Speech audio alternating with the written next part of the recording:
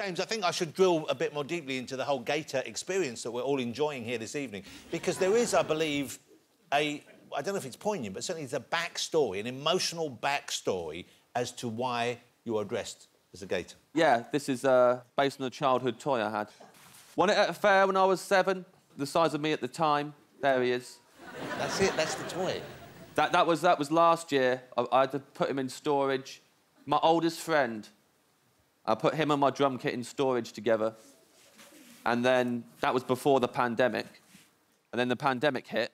Yeah. I was like, I can't afford to keep him in storage forever. So I phoned a school that I used to work at and I said, have you got room for a drum kit and a party gator? And they bit my hand off for the drum kit. They weren't too pleased about what came with it. So much so that 2 weeks later, when I checked in on them, they'd thrown it in the tip. Ah. Now, some people might think that this is an overreaction to that. But I want to carry on his memory. You've got to remember, I won it at 7. My parents didn't want it in the house because it was massive. My whole life, I've fought to keep it in every flat, every house, arguments with flatmates, girlfriends, all sorts to try and keep this gator alive. And then a bunch of teachers threw it in the bin. Right. So now, I'm immortalising him forever by becoming him. Hold it, so this is not just for this evening, this is you for the rest of your life? Look, as far as until I'm comfortable stepping out of this outfit, yeah. And I don't see a day when I don't want to be in this. Yeah. Well, I'm sorry to hear about the fate of the first party gator, but feel that we can enjoy the company of the next party gator. Yeah. Joe what? That school couldn't kill his memory. Yeah, yeah. And if those teachers are watching, I hope all your kids fail their SATs. Despite the outfit, James's career is going from strength to strength, ladies and gentlemen. Despite the outfit? What the fuck? And I was wondering, though, did you have... Because I've only ever known you as a successful comic. Did you have a period, though, did you suffer? Were there early gigs that didn't go right? Did you have stories about, you know, the bad experiences as a comedian? No. Day one, I was funny. Nah, I've had loads of bad gigs, Jonathan. I don't mind opening up to you. What kind of ones? Once, I was doing so badly that the security guard tried to have me escorted out the venue. He come up, the whole audience was bedlam. They were all shouting over me and talking. They didn't have any respect for me. A guy in the front row kept heckling me, telling me how bad I was. And the guy who ran the venue went up to the security guard and pointed at the man on the front row and went, "You've got to chuck him out, he's ruining the night." And the security guard assumed he was talking about me. And this guy's on the front running his mouth off, heckling me, and then I see the security guard walking up behind him. I'm like, "Cavalry's arrived, you keep running your mouth off, you're about to be out on the street, mate." And he just went past him, up onto the stage and went, "You need to leave." Which I did. I didn't want to be there any more than the rest of them wanted me there. I was straight out. And is that the most extreme reaction from an audience member you've had? I can't really talk about the most extreme one. It's a bit graphic. And I didn't talk to your research team about it, so I assume you're not digging for it. No. But it was bad. I once did long story short, Jonathan, I once did a festival. It was at the end of a very long weekend, and they'd all done mushrooms for 48 hours. And one guy, I was doing so badly, one guy said that he wanted to get up and do a joke instead, so I let him, and his joke was to expose himself. And then, because he had done drugs for a whole weekend, what he was exposing didn't look very impressive. And so he tried to make it look more impressive the only way he knew how. I had not yet left the stage. Yeah. I think it's safe to say I was in over my head.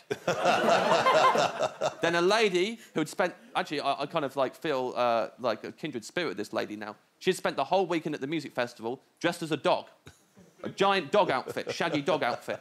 And when he started doing what he was doing, she ran at the stage, leapt on the stage, clotheslined him, took him out, and started slapping him back and forth across the face while he continued to do his thing. Then they switched all the lights off, and that was the end of the festival. So, you know, This is an easy gig. Yeah. And that sounds like an amazing closing night. It was amazing for the rest of them. Bearing in mind, when the lights went off, I was still there in the dark next to a dog and a wanking man. OK, James's new stand-up show. His new stand-up show is called Cold Lasagna, Hate Myself, 1999. Is available for you to own on Vimeo now. 1999, this is your favourite year, apparently, is that right? Best year of my life. Why was that? I saw an eclipse. Oh. Man United won the treble, and I was a Man United fan at the time. It's the best year ever. Millennium Eve. Everything was great. Everything seemed wonderful. So 99 was your best year. Let me ask the rest of you. Tom, when do you think was your best year, if you can land on one? Right now. Oh. That's actually the best attitude, yeah. Sure. No, it's true. Global pandemic. Fair play, Tom. Have you had the vaccination yet? Yeah, I had the first one. What happened to the second one? They couldn't get through this. Well,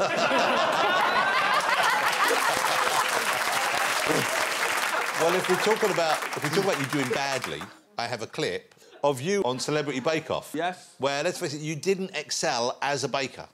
Well, it's a matter of opinion. It's subjective baking. Well, I think the judges who know about baking, they would agree with me on this. They're sellouts. OK. Did you enjoy the experience, though? Did you like being on Bake Off? Oh, yeah, for the worst day of my life, yeah, it was great. Absolutely hated it. If anyone's considering going on Bake Off, do not do it, even if it's for charity. It wasn't worth it. Why did you have such a bad day? I was jet-lagged, I hadn't slept for 36 hours, and then I went in the Bake Off tent, and I've never baked before. I don't know why I thought that was going to go well. Let's have a look. This is James when he tried to bluff his way on Bake Off. Very funny. Which is why they wanted you on, really. They didn't want you there for your baking. They did want you there to be funny, and you were funny. I was funny as hell. I was so funny. Great. I had a great weekend, actually, outside of the tent. They put us up in a hotel. I've still got my favourite photo on my phone. It was my wallpaper for ages. I was on my way to my hotel room, and there was a really drunk guy who was wearing a suit, a bow tie, and he was hammered. And he was standing next to a massive painting. And he said, "Mate, can you take my photo next to this painting?" So I did on my own phone and walked away. It's my lasting memory of that weekend. I always look at it and go, that guy still doesn't know I've got this photo. Nicola, you did only... Well, you probably didn't do any better than James on Bake Off. It was shocking. It was shocking. Had you baked before? No. I thought I'll be all right. I'm sure they give you loads of instructions and lots of help. Zero. Zero. Tom, can you bake? Would you go on Bake Off? No. You can't bake? No. Can you cook at all? No. Who cooks for you? At the moment, a fella that works for me, Ben King, his name is, yes. I thought that was your alias. When they said speak to Tom, I thought you'd taken the name Benny King, because I knew you'd be a fan. Yeah, no E in it. You probably met Benny King as well. Of course. Of course you did. Paloma, can you bake? Would you go on? I'd love it. I love cooking. James, are you a good cook, normally? I'm working my way up to flapjacks, basically. So in the minute, I'm kind of grilling vegetables. And then one day, I'm going to make the best flapjacks ever. And then I'm going to go around Paul Hollywood's house and punch him in the face.